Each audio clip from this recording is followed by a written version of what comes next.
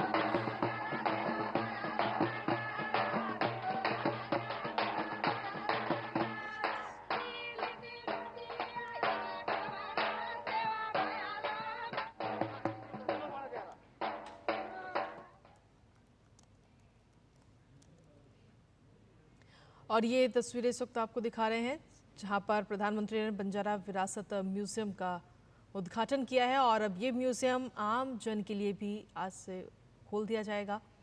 और ये तस्वीरें उस वक्त की हम दिखा रहे हैं जब प्रधानमंत्री ने बंजारा विरासत नगाड़ा म्यूजियम का उद्घाटन किया है। तो आज प्रधानमंत्री महाराष्ट्र के दौरे पर है। महाराष्ट्र के वाशी में प्रधानमंत्री इस वक्त मौजूद है जहां पर बंजारा विरासत नगाड़ा म्यूजियम का उन्होंने उद्घाटन किया। और इस म्यूज़ियम की अगर हम बात करें तो ख़ास तौर पर बंजारा जो विरासत है वो आगे और पीढ़ी तक भी पहुंचे, सभी लोग इस विरासत के बारे में जान सकें। इसको ध्यान में रखते हुए इस म्यूज़ियम को बनाया गया है ताकि सभी लोग इसके बारे में जानें। और इसका आज प्रधानमंत्री ने उद्घाटन किया है और ये तस्वीरें आपको दिखा रहे हैं। इससे पहले प्रधानमंत्री ने माता जगदम्बा के दर्शन किए, पूजन किया, आराधना की, उसकी भी तस्वीरें हमने आपको दिखाई। और अब से कुछ ही देर में प्रधानमंत्री जनसभा को भी संबोधित करेंगे। तो महाराष्ट्र के दौरे पर हैं आज प्रधानमंत्री नरेंद्र मोदी और एक के बाद एक कई सारे कार्यक्रम उनके आज हैं। तो प्रधानमंत्री ने ये तस्वीरें हम आपको दिखा रहे हैं। बंजारा विरासत संग्रहालय का उद्घाटन प्रधानमंत्री ने किया है और उसके बाद में अब ये संग्रहालय आम जन के लिए भी खोल दिया जाएगा। कोई भी व्यक्ति वहां जाकर के इसको देख सकता है और बंजारा विरासत के बारे में जानकारी हासिल कर सकता है। योगेश शीतल हमारे साथ लगातार बने हुए हैं। योगेश, उद्घाटन हो चुका है बंजारा विरासत संग्रहालय का, अब आम जन के लिए भी इसे खोल दिया जाएगा। बिल्कुल आम जन के लिए खोल दिया जाएगा और आप एक तरीके से ये भी मान के चलिए कि जो पूरा क्षेत्र है ये वहाँ का भी कायाकल्प की एक बड़ी संभावना जो है, एक बड़ा दरवाजा है वो भी खुल जाएगा। क्योंकि अगर आप केवड़िया देख लीजिए, जिस तरीके से गुजरात का केवड़िया था जब स्टैच्यू ऑफ यूनिटी वहाँ पे नहीं था जी, तब का और अब का जो अंतर आपको दिखेगा वैसा मिलता जुलता आपको यहाँ पर भी दिखेगा। क्योंकि जैसा मैंने आपको पहले भी कहा था, पूरा ग्रामीण क्षेत्र है, आइसोलेटेड एरिया आप कह सकते हैं, सुदूर देहात में बसा हुआ क्षेत्र है, लेकिन लोग आएंगे, कोई प्रधानमंत्री आए हैं, उद्घाटन हुआ है, करीब 350 करोड़ जो है 376 करोड़ की जो राशि है उससे ये पूरा निर्माण हुआ है। निर्माण कार्य हालांकि अभी चल ही रहा है। ऐसी स्थिति में जो है जब लोग क्षेत्र जो पर्यटन के लिए खुलता है तो लोग उत्सुकतावश आते हैं और खास करके ये क्षेत्र जैसा कि मैंने आपको कहा कि आसपास अमरावती है। ठीक है योगेश, आपके पास वापस आएंगे। और इस वक्त प्रधानमंत्री संग्रहालय के अंदर इस वक्त मौजूद हैं और संग्रहालय को देखते हुए वो नजर आ रहे हैं। वहाँ पर क्या कुछ बनाया गया है, किस तरीके से इस विरासत को बचाने की कोशिश की जा रही है, वो इस वक्त प्रधानमंत्री देख रहे हैं और वहाँ की ये तस्वीरें हम आपको दिखा रहे हैं। म्यूजियम के अंदर की ये बेहद ही खूबसूरत तस्वीरें इस वक्त सामने आई हैं। तो महाराष्ट्र के वाशिम में ये म्यूजियम बनाया गया है, ये संग्रहालय, जिसका उद्घाटन प्रधानमंत्री नरेंद्र मोदी ने अब से कुछ ही देर पहले किया है। और अब इस म्यूजियम का अवलोकन करते हुए प्रधानमंत्री नजर आ रहे हैं और साथ ही जानकारी हासिल कर रहे हैं इस पूरे म्यूजियम के बारे में, कहाँ पर क्या बनाया गया है और उसका क्या मैसेज है, क्या मैसेज लोगों को दिया जा रहा है। बेहद ही खूबसूरत ये म्यूजियम बनाया गया है, ये संग्रहालय बनाया गया है और अब इसके बाद में इस संग्रहालय को आम जन के लिए भी खोल दिया जाएगा। कोई भी व्यक्ति वहाँ जाकर के बंजारा विरासत के बारे में जानकारी ले सकता है। तो ये तस्वीरें इस वक्त आपको दिखा रहे हैं प्रधानमंत्री नरेंद्र मोदी का आज महाराष्ट्र दौरा और महाराष्ट्र में इस वक्त बंजारा विरासत संग्रहालय का प्रधानमंत्री ने उद्घाटन किया है और उसके बाद में अंदर जाकर के वो पूरा अवलोकन कर रहे हैं, जानकारी ले रहे हैं वहाँ पर क्या कुछ बनाया गया है, किस तरीके से इस विरासत को बचाया जा रहा है ताकि आगे जो आने वाली पीढ़ी है वो इसके बारे में जान सके, समझ सके।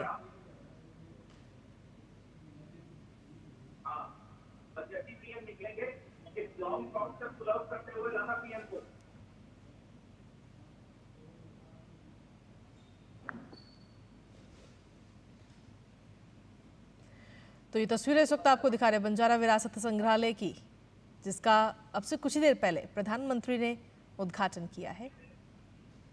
और इससे पहले अगर देखा जाए तो प्रधानमंत्री जब वाशिम पहुंचे थे तो वहां पर मां जगदम्बा के दर्शन किए, उनकी आराधना करते हुए प्रधानमंत्री नजर आए थे। उसके बाद में नगाड़ा भी उन्होंने बजाया और अब संग्रहालय में बंजारा समुदाय की समृद्ध विरासत का जो प्रदर्शन है वहाँ पर उसको देखते हुए नजर आ रहे हैं। और हमारे साथ में योगेश शीतल इस वक्त एक बार फिर से जुड़ गए हैं। जी योगेश, संग्रहालय का उद्घाटन हो चुका है। जैसा मैं आपको बता रहा था कि अंदर में गैलरी जो है वो बड़ी गैलरी बनाई गई है और इस तरीके से बनाया गया है कि अगर कोई आदमी परिवार के साथ आ रहा है, एक्सटेंडेड फैमिली के साथ आ रहा है, तो भी वो वहाँ अच्छे से घूम सके। काफी खुला हुआ जगह जो है वो बनाया गया है। कुल 5 तल, जैसा मैंने आपको बताया था, 5 तल हैं। लिफ्ट की सुविधा भी की गई है। कोशिश ये की गई है कि जो लोग हैं, अगर मान लीजिए कोई सीनियर सिटीजन है, कोई वृद्ध है, कोई दिव्यांग है, उनको किसी तरह की दिक्कत अंदर ना हो, तो काफी चीजों को ध्यान में रखकर ये पूरा जो नगाड़ा भवन है उसको काफी चीजों को ध्यान में रखकर बनाया गया। प्रधानमंत्री फिलहाल इस चीजों का अवलोकन कर रहे हैं।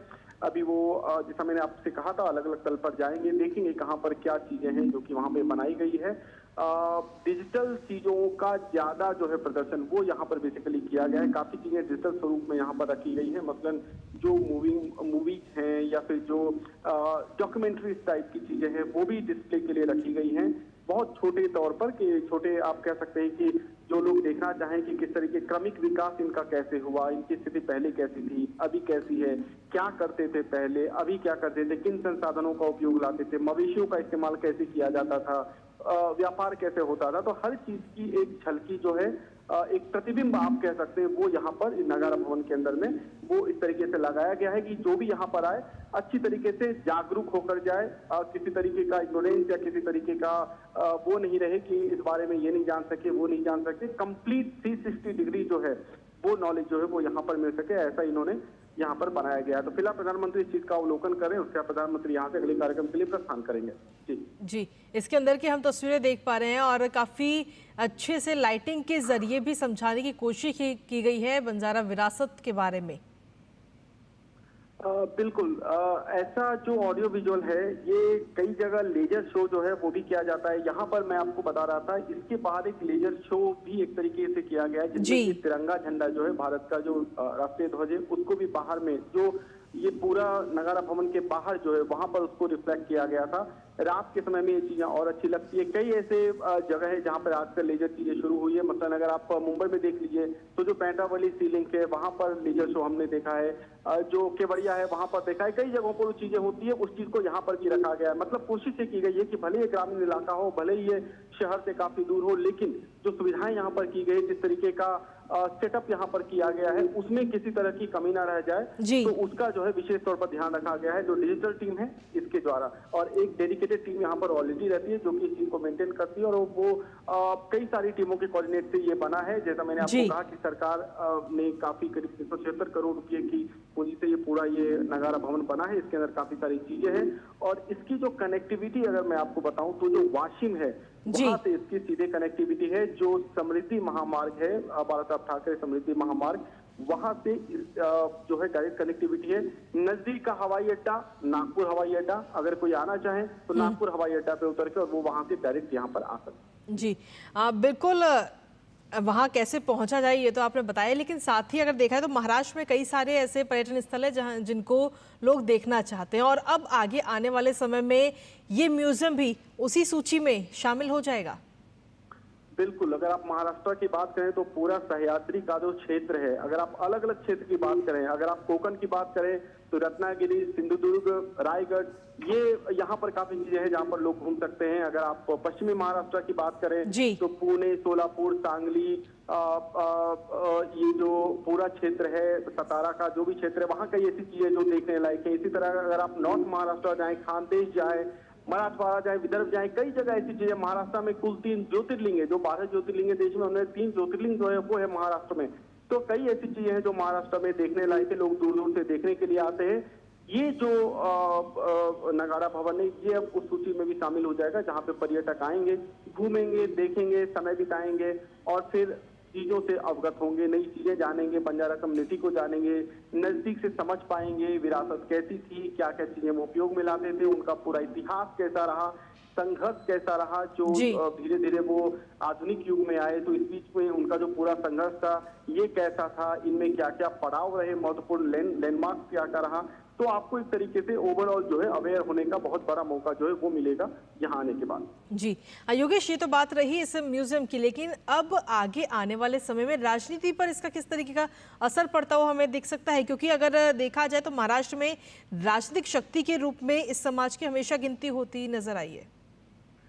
देखिए, अभी मुझे लगता है कि नगारा भवन का जो उद्घाटन है इसको राजनीति से जोड़ना मतलब थोड़ा अजीब सा लग रहा है, क्योंकि ये बेसिकली बहुत पुराना एक कमिटमेंट था। बहुत सारी चीजें जो कमिट की गई थी नहीं पूरी हो पाई, लेकिन अभी जो है इस सरकार के अंदर कई सारी चीजें पूरी हो गई, उसी तरीके का ये कमिटमेंट है।